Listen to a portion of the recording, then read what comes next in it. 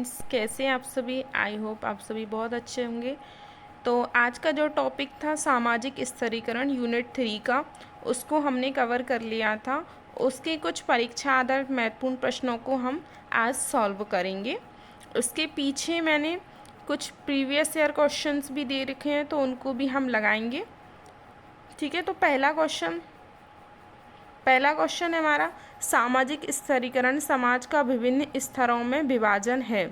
इसका निम्न में से किस आधार पर मापन किया जा सकता है।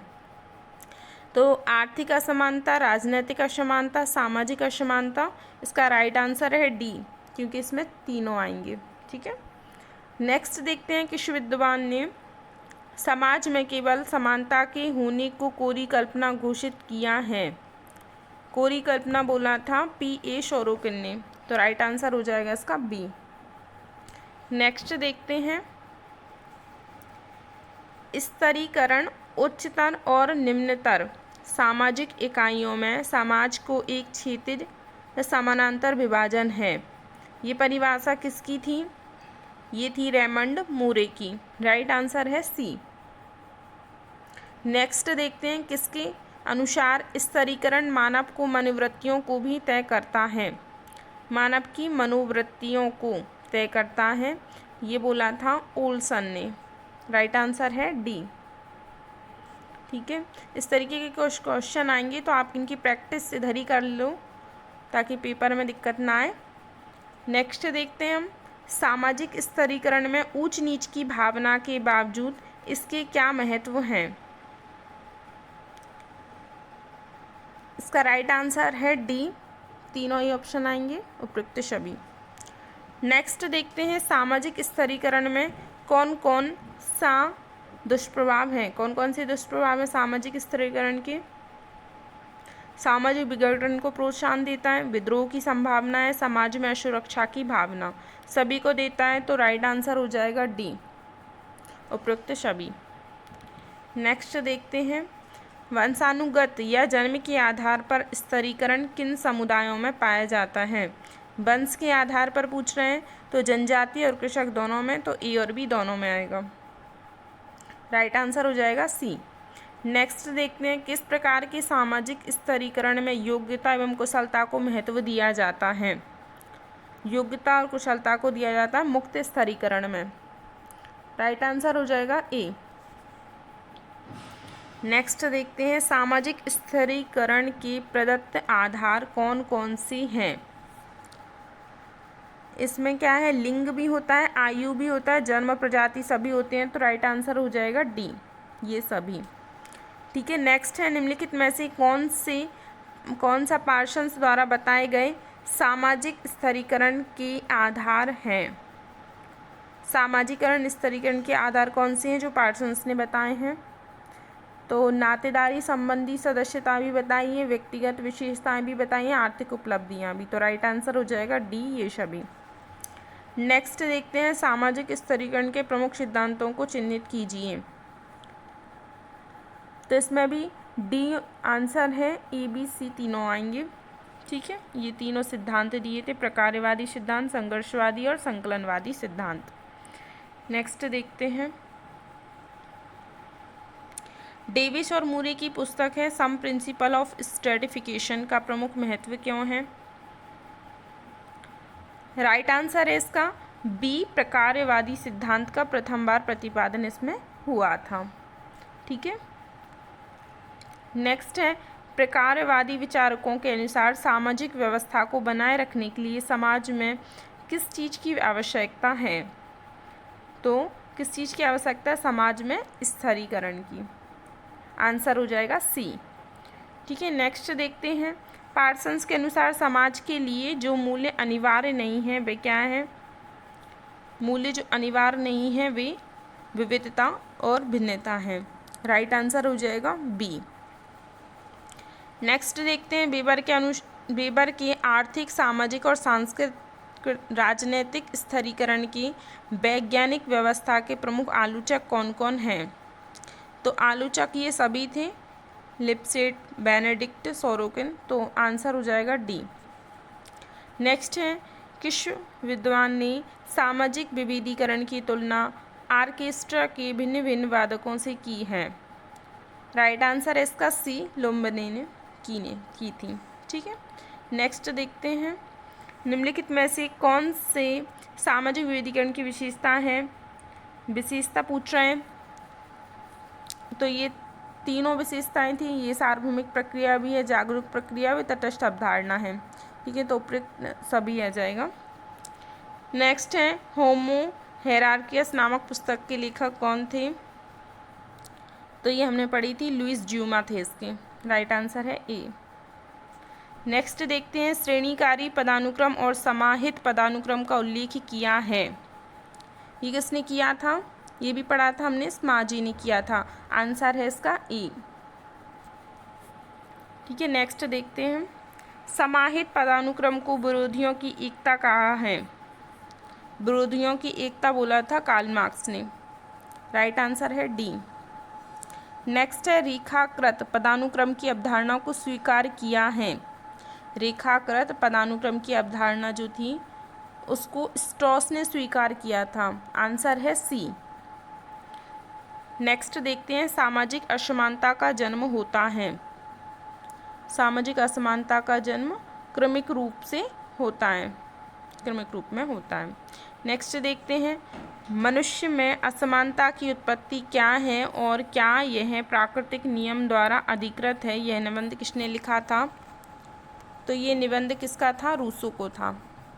ठीक है, तो आंसर क्या हो गया इसका? ए, रूसो। नेक्स्ट देखते हैं, सामाजिक पार्श्वीकरण का प्रमुख है। इसका आंसर क्या है? दोनों पढ़े थे हमने, व्यक्तिगत पार्श्वीकरण और सामूहिक पार्श्वीकरण। राइट आंसर हो जाएगा सी, ए और बी दोनों। पार्श्वीकरण की प्रक्रिया होती है, इसका भी यही था कि व्यक्ति केंद्रित भी होती है, समूह केंद्रित भी हो जाती है। तो राइट आंसर हो जाएगा सी, ए और बी दोनों। जाति एक बंद समुदाय है, यह परिभाषा किस विद्वान ने दी थी? तो ये किसकी थी? मैक्स वेबर की थी। आंसर हो जाएगा बी। नेक्स्ट देखते हैं, जाति के संरचनात्मक एवं संस्थात्मक पहलुओं पर आधारित पुस्तक caste and class in India किसकी कृति है? राइट आंसर क्या है इसका? सी, जी.एस. घुरिये की थी ये, caste and class in India. Next है, history of caste in India नामक पुस्तक किस समाजशास्त्री द्वारा लिखी गई है? राइट आंसर इसका बी, केतकर, इनकी पुस्तक थी ये। नेक्स्ट है, मैक्स वेबर के अनुसार जाति की निम्नलिखित में से कौन सी विशेषता है? जाति की विशेषता मैक्स वेबर ने अंतर्विभाग भी बताई थी, ऊंच नीच का संस्करण और व्यवसाय संबंधी प्रतिबंध, ये सभी बताए थे। तो आंसर हो जाएगा इसका डी, ये सभी।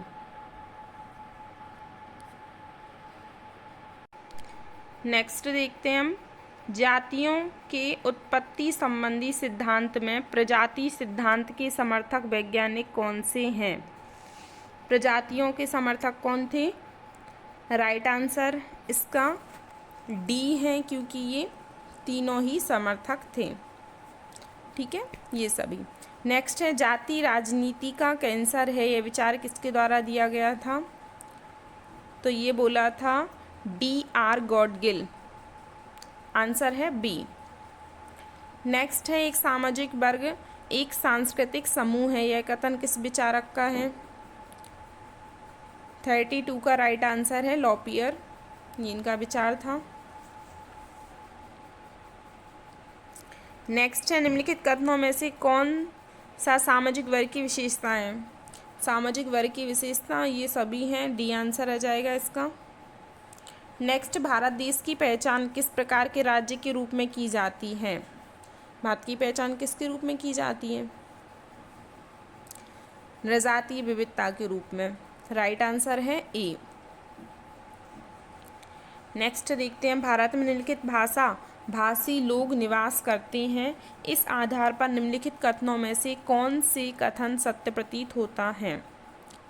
ठीक है, तो भाषा की विविधता भी है, धार्मिक विविधता भी है, तो राइट आंसर सी हो जाएगा, ए और बी दोनों। नेक्स्ट है, जेंडर शब्द पुरुषत्व और स्त्रीत्व के व्यवहार की किस धारणाओं को अभिव्यक्त करता है?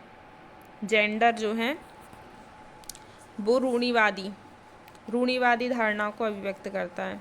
आंसर हो जाएगा बी। नेक्स्ट है, महिलाओं की दयनीय स्थिति का मुख्य कारण क्या है? दयनीय स्थिति का कारण क्या? पितृसत्तात्मक समाज। आंसर हो जाएगा बी। नेक्स्ट है, निम्नलिखित योजना में से कौन सी महिलाओं से संबंधित हैं? तो ये सभी हैं, ट्राइसेम हो, IRDP हो या ड्वाक्रा। ठीक है, आंसर हो जाएगा डी। ठीक है, नेक्स्ट देखते हैं हम, दिव्यांगता के लिए किसी व्यक्ति की शारीरिक मानसिक रूप से कितनी प्रतिशत अक्षमता अनिवार्य है? आंसर है इसका 40% होती है, तो ये सी हो जाएगा। नेक्स्ट है, दिव्यांगता को किस अधिनियम के अंतर्गत प्रमाणित किया गया है? यह अधिनियम कौन सा था दिव्यांगता का? आंसर कितना है इसका? सी है, अधिनियम था 1995। ठीक है, नेक्स्ट, भारत में वर्तमान में कितनी प्रकार की दिव्यांगता की पहचान की गई है? तो इसका आंसर क्या है? सी, 21 प्रकार की दिव्यांगता की पहचान की गई है भारत में। नेक्स्ट है, निम्नलिखित दिव्यांगता श्रेणी में से कौन सा दिव्यांगता श्रेणी में नहीं है? तो उसकी श्रेणियां भी याद करनी थी।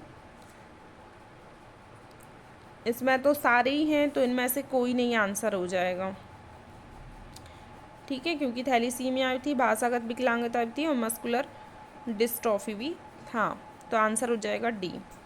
नेक्स्ट आते हैं, वर्तमान में विकलांगों या दिव्यांगों को सरकारी नौकरियों में कितना प्रतिशत आरक्षण दिया जाता है? 43 का राइट आंसर हो जाएगा बी, 4% देते हैं आरक्षण। निम्नलिखित कारणों में से उन कारणों की पहचान कीजिए शारीरिक विकलांगता के लिए जिम्मेदार नहीं है। ठीक है, तो 44 का राइट आंसर क्या है? डी है, इनमें से कोई नहीं, क्योंकि इन सब में क्या शारीरिक विकलांगता मानी जाती है। 45 आता है, भारतीय पुनर्वास परिषद एक सांविधिक निकाय, इसकी स्थापना कब हुई थी? 45 का आंसर है बी, 1992 में इसकी स्थापना हुई थी, भारतीय पुनर्वास परिषद। ठीक है, और एक कैसा है? सांविधिक निकाय है। नेक्स्ट देखते हैं कि भारतीय विकलांगजन वित्त एवं विकास निगम कौन सा प्रमुख कार्य नहीं है इसका? ठीक है, तो विकलांगों के ऋण, रोजगार मुक्त व्यक्तियों को ऋण नहीं देना, विकलांगों को सक्षम बनाने में योगदान, मुख्य कार्य नहीं है, तो उपयुक्त में से कोई नहीं, डी आंसर है इसका। नेक्स्ट देखते हैं 47, राष्ट्रीय दृष्टिवादी संस्थान की स्थापना कब की गई थी? 1979 में। आंसर है इसका बी, राष्ट्रीय दृष्टिवादी संस्थान। ठीक है, नेक्स्ट देखते हैं हम, जातियों की उत्पत्ति संबंधित विचारक और उनके द्वारा दिए गए सिद्धांतों का मिलान कीजिए। तो मजूमदार ने परंपरागत सिद्धांत दिया था। अब वेडू बॉय का कौन सा था? राजनीतिक सिद्धांत, ये हमने पढ़े हुए थे। फिर रिजली का कौन सा था? तो उनका था प्रजाति सिद्धांत। तो इसका आंसर कौन सा हो जाएगा? 48 का सी वाला। ठीक है, नेक्स्ट देखते हैं, वर्ग और जाति में प्रमुख अंतर कौन कौन से सही हैं? तो जातिबंद समूह है, जबकि वर्ग खुला समूह है। ठीक है, जाति अंतर्विवाही है, वर्ग नहीं। जाति प्रथा स्थिर होती है, वर्ग नहीं। राइट आंसर है इसका डी, ये सभी। नेक्स्ट देखते हैं, प्रजातियों की अवधारणा सिद्ध करने में भिन्न